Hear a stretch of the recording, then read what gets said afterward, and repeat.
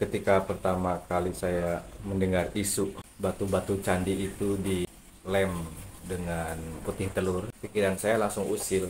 Mungkin saja itu dilem oleh sperma. Saya sudah mengenal bahasa Perancis waktu SMA itu, dan sperm itu dalam bahasa Perancis kadang-kadang digunakan sebagai perekat, bukan sebagai semen. Karena mereka punya istilah untuk cairannya itu namanya simong, dalam bahasa Inggrisnya semen.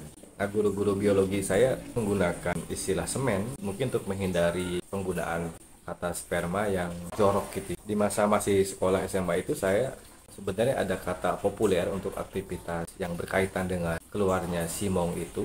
Dalam hal ini adalah ngalocok, berganti dengan kata coli. Jadi belakangan kata coli itu bersaing dengan kata ngalocok. Itu biasa dibawa oleh teman-teman saya yang sekolahnya di Kota Madia. Sebenarnya saya pernah juga berpikir bahwa itu dibawa dari bahasa asing. Dalam bahasa Perancis itu kan ada kata colle, lalu dibacakan seakan-akan itu bahasa Inggris, jadi Inggris ya.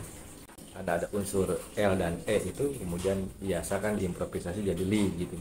Ya begitulah anak-anak muda di Paris Panjapa itu memang agak nakal-nakal dalam urusan improvisasi. Ole itu memang berarti lem, juga digunakan untuk menyebut istilah lain dari simong itu. Jadi sperma sendiri pada masa itu saya temukan bukan sebagai nama lain dari simong, melainkan fungsi dari simong, yakni perekat pernikahan atau perekat cinta untuk membangun pernikahan. Jadi maknanya sangat tidak jorok.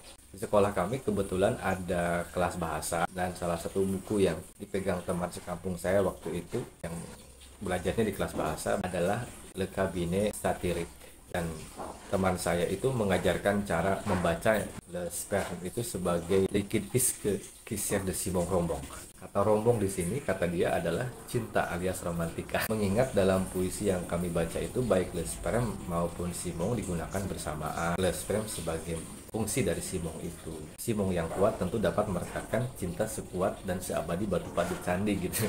Ya maafkanlah kami jika penafsiran kami salah. Bagaimanapun waktu itu kan kami masih anak sekolah. Ketika kami kuliah ke UPI tahun 96 masih IKIP Bandung, tentu teman saya itu masuk ke jurusan pendidikan bahasa Prancis. 1 tahun kami tinggal di kosan yang sama di Cipaku. Sepanjang itu kami tidak pernah diskusi lagi tuh tentang kata sperma itu, karena saya kira sebabnya situasi sosial politik ekonomi terasa menegangkan ya, hingga batu-batu candi masa depan pun terasa mau berlepasan gitu. Dan puncaknya ya kami demo tahun 98 itu. Semen terbaik memang semen perjuangan, di mana para mahasiswa saat itu saling kole di jalanan, saling lem gitu ya dalam barisan perjuangan. Bahkan tak peduli muhrim bukan muhrim, yang penting rapat kuat bagai kenalem Korea.